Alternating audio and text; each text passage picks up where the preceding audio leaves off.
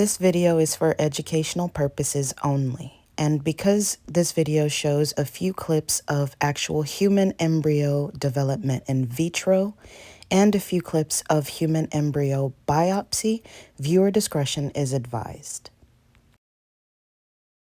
Here we're looking at a human embryo that has been inseminated or fertilized via intracytoplasmic sperm injection, or ICSI. Here we're looking at the two pronuclei, one from mom, one from dad. They will fuse and join, which is called syngamy or actual fertilization event. And you will see the very first cleavage event on camera here. Here's another view of the first cleavage event, one cell becoming two cells becoming four, and so on. At this point, the cells will continue to divide until they form a tightly compact ball of cells known as a morula, as seen right here. The cells at this point are touching and they're really close and in constant communication with one another.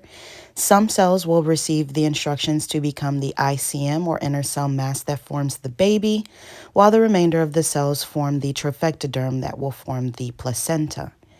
At this point, we're looking at an early blast because the blastocele cavity is beginning to fill with fluid, further separating the ICM from trophectoderm cells. Now, this embryo is already hatching from its shell, or the zona pellucida, so we're ready for biopsy. So we've set up our tools on the microscope and we're ready for biopsy. To the left is our holder.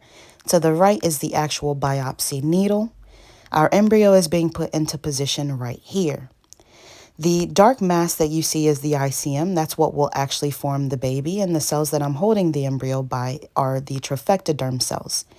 At this point, the embryo has hundreds of cells, so we go in, we hold the embryo near the ICM so that we don't touch or pull apart any of those cells, and we go ahead and pull apart with a laser a few cells from the trophectoderm. That way, we're able to send those cells off to a genetic testing lab to see if this embryo is normal or abnormal. And what that just means is that a normal embryo has 23 chromosomes from mom, 23 chromosomes from dad, and is a healthy embryo that can bring about a pregnancy.